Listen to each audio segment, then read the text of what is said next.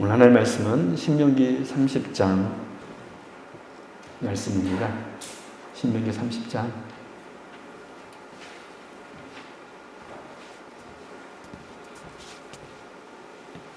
우리 9절 한 절 말씀 제가 봉독해 드리도록 하겠습니다.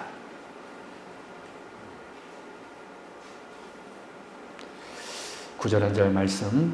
내가 네 하나님 여호와의 말씀을 청종하여 이 율법책에 기록된 그의 명령과 규례를 지키고 내 마음을 다하며 뜻을 다하여 여호와 내 하나님께 돌아오면 내 하나님 여호와께서 내 손으로 하는 모든 일과 내 몸의 소생과 내 가축의 새끼와 내 토지 소산을 많게 하시고 내게 복을 주시되 곧 여호와께서 내 조상들을 기뻐하신 것과 같이 너를 다시 기뻐하사 내게 복을 주시리라. 아멘. 네, 오늘 오신 여러분들을 진심으로 환영하고 축복합니다. 우리 성도님들 또 지난 3일 동안 다들 잘 지내셨죠? 예. 우리가 지난 시간에 이어서 회개의 의례 지난주에 다 전하지 못하여서 오늘 또 이어서 전하도록 하겠습니다. 먼저 우리가 지난주 했던 말씀 제가 간단하게 복습하면서 그리고 또 오늘 말씀 또 간단하게 전하도록 하겠습니다. 오늘은 좀 짧게 전하도록 할게요. 회개의 의례, 회개에 대한 성경의 가르침에 대해서 우리가 배우고 있습니다. 우리가 신앙생활 할 때 어떤 단어 정리가 참 중요해요. 그래서 오늘은 회개라는 그런 주제를 가지고 전하니까 성경에서 회개를 어떻게 가르치고 있는가 말씀 잘 들으시면서 바라기는 우리가 회개하는 그런 주의 백성들 될 수 있기를 바랍니다. 여러분, 회개에 대한 첫 번째 성경의 가르침은 무엇이었죠? 첫 번째로는 회개하면 하나님께서 다시 복을 주신다는 것입니다. 회개하면 하나님께서 다시 복을 주십니다. 1절 말씀 같이 한번 볼까요? 시작. 내가 내게 진술한 모든 복과 저주가 내게 임함으로 내가 내 하나님 여호와께로부터 쫓겨간 모든 나라 가운데서 이 일이 마음에 기억나거든. 여러분, 1절의 상황은 어떤 상황이었죠? 언약의 최종적인 저주인 전쟁의 저주가 임한 상태입니다. 그런데 이런 상황 가운데서 2절 이하의 말씀은 놀라운 말씀이 선포되고 있습니다. 2절의 4절 말씀 제가 봉독해 드립니다. 너와 내 자손이 내 하나님 여호와께로 돌아와 내가 오늘 내게 명령한 것을 온전히 따라 마음을 다하고 뜻을 다하여 여호와의 말씀을 청종하면 내 하나님 여호와께서 마음을 돌이키시고 너를 긍휼히 여기사 포로에서 돌아오게 하시되 내 하나님 여호와께서 흩으신 그 모든 백성 중에서 너를 모으시리니 내 쫓겨간 자들이 하늘가에 있을지라도 내 하나님 여호와께서 거기서 너를 모을 것이며 거기서부터 너를 이끄실 것이라. 무슨 말씀입니까? 1절의 저주가 우리에게 임했다라고 할지라도 우리가 하나님 말씀에 다시 순종하여 돌이켜 회개한다라면 하나님께서는 다시 복을 주신다는 사실입니다. 이것이 바로 회개에 대한 성경의 첫 번째 가르침입니다. 우리가 범죄했을지라도 그 죄를 돌이켜 다시 하나님의 말씀에 순종한다면 하나님께서는 우리에게 다시 복을 주시는 것입니다. 두 번째 회개에 대한 성경의 가르침은 무엇이었죠? 두 번째로는 회개는 하나님의 은혜로 주어진다는 사실입니다. 즉, 죄 많은 우리도 용서해 주셨다는 것입니다. 정말 죄 많은 우리도 하나님께서 용서해 주셨다. 그럼 왜 하나님께서는 이스라엘을 당신의 백성으로, 자기 백성으로 삼으셨습니까? 여러분, 이스라엘 백성들이 하나님의 백성 된 것은 절대로 그들의 의로움 때문이 아니었습니다. 또 다른 민족들보다 그 민족이 대단한 민족 때문도 아니었습니다. 오히려 이스라엘은 신명기 말씀에 기록된 것을 보면 다른 민족들 중에서도 작았고, 심지어 우리가 출애굽기와 민수기 말씀을 보면 이스라엘 백성들이 늘 매일 그렇게 하나님의 기적을 매일매일 경험했음에도 불구하고 그들은 하나님께 대한 원망을 그치지 않는 민족이 이스라엘이었습니다. 우리는 왜 하나님께서 이스라엘을 당신의 백성으로 삼으셨는지 모릅니다. 그리고 이스라엘 백성도 그랬고 오늘 우리들도 왜 나를 지금 이렇게 자녀 삼아 주었는가? 여러분, 왜 하나님께서 우리를 자녀 삼아 주셨죠? 그에 대한 대답은 우리는 모릅니다 라고 대답해야 된다고 했습니다. 하나님께서 저와 여러분을 자녀 삼으신지는 우리는 알 수 없습니다. 다만 한 가지 아는 것은 그 하나님의 기쁘신 뜻대로 우리를 선택하셨다는 것입니다. 왜 선택하셨는지는 우리는 알 수 없지만 하나님께서 저와 여러분을 한 사람 한 사람을 선택하신 이유는, 자녀 삼으신 이유는 그 하나님의 기쁘신 뜻대로 죄 많은 우리를 그 사랑과 은혜로 용서해 주시고 구원해 주신 것입니다. 이런 의미에서 볼 때 회개는 온전한 하나님의 은혜입니다. 우리가 하나님의 자녀가 된 것은 온전한 하나님의 은혜였던 것이죠. 이것이 바로 회개에 대한 성경의 두 번째 가르침입니다. 이 사실을 에레미야가 5장 21절에서는 이렇게 선포하고 있습니다. 같이 한번 볼까요? 예레미야가 5장 21절. 여호와여 우리를 주께로 돌이키소서. 그리하시면 우리가 주께로 돌아가겠사오니 우리의 날들을 다시 새롭게 하사 옛적 같게 하옵소서. 그렇죠. 우리가 주께로 돌아오게 된 것은 하나님께서 하셨기 때문입니다. 여호와여 우리를 주께로 돌이키소서. 그리하시면 우리가 주께로 돌아가겠사오니. 하나님의 이 허락이 있었기 때문에 우리가 하나님의 자녀가 되었다라는 거예요. 바라기는 이 회개의 은혜가 우리 심령 가운데 있기를 바랍니다. 이 회개의 은혜가 우리 교회 가운데 있기를 바랍니다. 세 번째, 회개에 대한 세 번째 성경의 가르침은 무엇이었습니까? 회개는 특별히 하나님의 은혜인데 말씀을 통해서 주어진다는 사실입니다. 여러분 1절 하반절 말씀 보면 이런 말씀이 있습니다.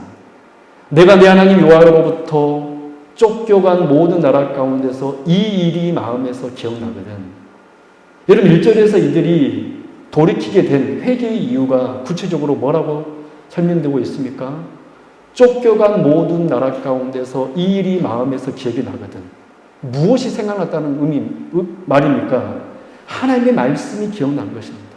아, 이것이 전에 바로 하나님께서 말씀하셨던 그 언약의 저주구나.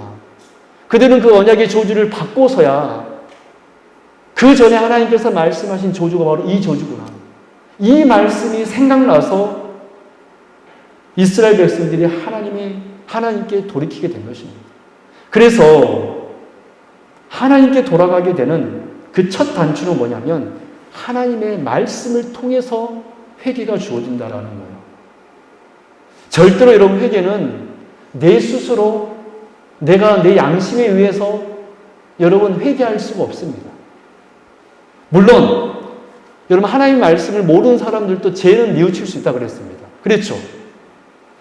여러분 우리가 기억해야 될 것이 뭐냐면 우리 성도님들이 좀 착각하고 오해하는 것이 한 가지가 있는데 내가 죄를 뉘우친 것이 회개라고 생각하는 것입니다. 물론 회개 안에는 그게 포함되어 있죠.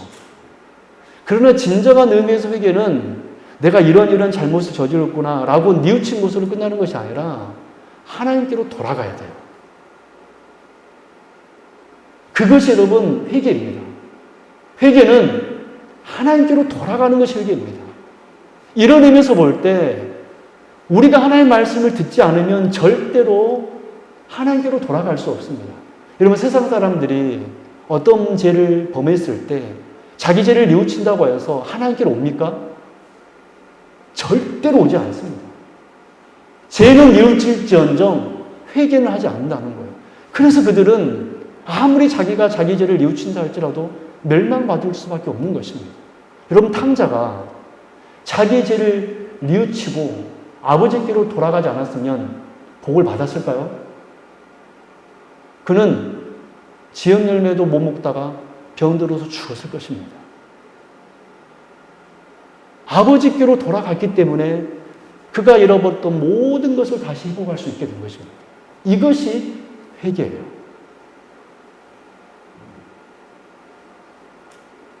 그래서 여러분 결국 회개는 오직 하나님께서 주권적으로 우리 가운데 회개와 순종의 영이신 성령 하나님께서 오실 때, 하나님의 말씀을 들을 때 그 성령님께서 그 말씀이 깨달아져서 회개케 할 때, 그때 비로소 하나님께로 우리가 돌아올 수 있다는 것입니다. 그래서 여러분, 회개는 특별히 말씀을 통해서만 주어지는 것입니다. 내 사랑하는 사람들이 왜 교회에 오셔야 되냐면, 왜 6월 첫 주에 새생명 초청 축제를 하냐면, 단순히 교인들 숫자 늘려고 하는 것이 아니라 내 사랑하는 친구, 친지, 식구들 하나님께로 돌아오지 않으면 멸망받을 수밖에 없으니 우리가 그분들을 인도하는 겁니다. 물론 그분들이 교회에 온다 하더라도 그들이 회개하는 것은 또 하나님의 은혜이죠. 그러나 우리가 할 수 있는 일은 우리가 하는 것입니다. 여러분, 그래서 회개는 반드시 말씀을 통하여서 주어지는 거예요. 그래서 히브리서 4장 12절 말씀이면 이런 말씀이 있습니다. 우리가 잘 아는 말씀 있잖아요. 하나님의 말씀은 살아있고 활력이 있어 좌우의 날선 어떤 검보다도 예리하여 홍과 용과 및 관절과 골수를 찔러 쪼개기까지 하며 또 마음의 생각과 뜻을 판단하다니. 말씀을 통하여서 우리가 복을 받게 될 줄로 믿습니다. 그래서 여러분, 회개에 대한 성경의 세 번째 가르침은 바로 이거예요. 말씀을 들어야지만이 회개할 수 있다. 말씀을 알지 못하면 회개는 불가능한 것입니다. 말씀을 통하여서 성령 하나님께서 역사할 것이기 때문에 그렇습니다. 이제 오늘 마지막 네 번째, 회개에 대한 네 번째 성경의 가르침입니다. 회개하는 자는 반드시 열매가 나타납니다. 여러분, 회개한 자는 반드시 열매가 나타납니다. 이것이 회개에 대한 네 번째 성경의 가르침입니다. 여러분, 우리는 지금까지 회개에 대한 성경의 가르침을 살펴보았는데, 회개는 결국 전적으로 하나님의 은혜로 주어지는 것입니다. 그래서 회개가 은혜입니다. 그럼 회개가 하나님의 은혜이니까, 성령 하나님께서 우리에게 말씀을 통하여서 역사해 주신 것이니까 우리는 그저 피동적으로 가만히 있기만 하면 되는 걸까요? 그냥 우리는 뒷짐지고 성령님께서 하시는 일을 가만히 바라보고만 있으면 되는 것일까요? 그렇지 않습니다. 악으로부터 전적으로 우리가 돌이켜야 되고 하나님의 뜻대로 살려고 예를 써야 합니다. 이 말을 오해하여 구원이 하나님과 우리의 연합으로 되어진 일이라고 생각해서는 안 됩니다. 구원은 절대 우리의 어떤 행위나 공로로 되어지는 것이 아니기 때문에 그래요. 이 말은 회개한 사람은 반드시 그 성령의 은혜에 의해서 그 말씀을 붙들고 내가 하나님께로 돌아간 사람은 반드시 회개에 합당한 삶의 열매가 나타나게 된다는 거예요. 저와 여러분이 하나님의 백성이 되었다면, 회개한 사람이라면 반드시 그 회개에 합당한 열매가 맺혀진다는 사실입니다. 여러분, 오늘 본문 1절부터 10절 말씀 한번 보십시오. 여기 보면 아주 중요한 단어가 있는데 히브리어 슈브라는 단어입니다. 이 단어의 뜻은 우리가 계속해서 지금 말하고 있는 회개하다, 돌이키다라는 뜻입니다. 슈브. 우리 한번 따라해 볼까요? 슈브. 이 뜻이 무슨 뜻이라고요? 회개하다, 돌이킨다. 바로 이 슈브입니다. 근데 이 슈브라는 단어가 오늘 신명기 30장 1절에서 10절 말씀 안에 몇 번이 나오냐면 7번이나 기록되고 있습니다. 이 슈브의 주체를 잘 살펴보면 회개한 사람이 어떤 사람인지 우리가 잘 알 수 있습니다. 그럼 1절 말씀 볼까요? 1절 말씀. 내가 내게 진술한 모든 복과 저주가 내게 임함으로 내가 네 하나님 여호와로부터 쫓겨간 모든 나라 가운데서 이 일이 마음에서 기억나거든. 여기서 이 기억이 나거든, 이 단어가 슈브입니다. 우리 이제 나라 성경에서는 이제 기억이 나는 말로 이제 의역이 되어 있지만 이 기억이 나거든 이라는 단어가 슈브입니다. 슈브. 여러분, 이 1절에서 기억이 나거든, 이 슈브의 주체가 누구인 것 같아요? 하나님입니까? 우리입니까? 우리죠. 우리가 기억이 났으니까. 그래서 1절의 슈브는, 이 슈브의 주체는 우리입니다. 여러분, 2절 볼까요? 너와 내 자손이 네 하나님 여호와께로 돌아와. 거기 여호와께로 돌아와. 이게 두 번째 슈브입니다. 그러면 2절에서 여호와께로 돌아와. 이 2절의 슈브의 주체는 또 누구일까요? 누가 돌아온 겁니까? 우리가 여호와께로 돌아갔으니까 2절의 슈브의 주체도 우리입니다. 세 번째 3절 말씀 볼까요? 3절에는 두 번의 슈브가 나오는데요. 내 하나님 여호와께서 마음을 돌이키시고, 그게 슈브입니다. 마음을 돌이키시고. 그러면 3절 상반절에서 슈브의 주체는 누구입니까? 하나님이십니까? 우리입니까? 여호와께서 마음을 돌이키셨으니까 하나님이겠죠. 그래서 3절 상반절의 슈브의 주체는 하나님입니다. 그리고 3절 하반절, 너를 긍휼히 여기사 포로에서 돌아오게 하시되, 이 3절 하반절에서 돌아오게 하시되, 이 슈브의 주체 또 누구입니까? 하나님이시죠. 하나님. 그리고 이제 다섯 번째 8절 말씀 볼까요? 8절, 너는 돌아와. 다시 여호와의 말씀을 청종하고, 거기서 너는 돌아와가 다섯 번째 슈브입니다. 그러면 너는 돌아와니까 이 다섯 번째 슈브의 주체는 우리입니까? 하나님입니까? 우리죠. 우리가 돌아왔으니까. 그리고 9절 말씀을 볼까요? 9절 말씀, 거기 보면 여섯 번째 슈브가 나옵니다. 내가 내 하나님 여호와의 말씀을 청종하여 이 율법책에 기록된 그의 명령과 규례를 지키고 내 마음을 다하며 뜻을 다하며 여호와 내 하나님께로 돌아오면, 이것이 바로 여섯 번째 슈브인데, 여러분, 이 여섯 번째 슈브의 주체는 누구입니까? 내 하나님께로 돌아오면. 슈브의 주체가 누구죠? 우리죠.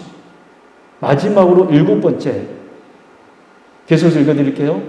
내 하나님 여호와께서 내 손으로 하던 모든 일과 내 몸의 소생과 내 가축의 새끼와 내 토지 소산을 많게 하시고 내게 복을 주시되, 곧 여호와께서 내 조상들을 기뻐하신 것과 같이 너를 다시 기뻐하사 내게 복을 주시리라. 그게 바로 일곱 번째 슈브입니다. 물론 이 단어는 토부라는 단어로 기록되어 있지만 마찬가지 뜻이 있습니다. 여러분, 일곱 번째 슈브, 내게 복을 주시리라.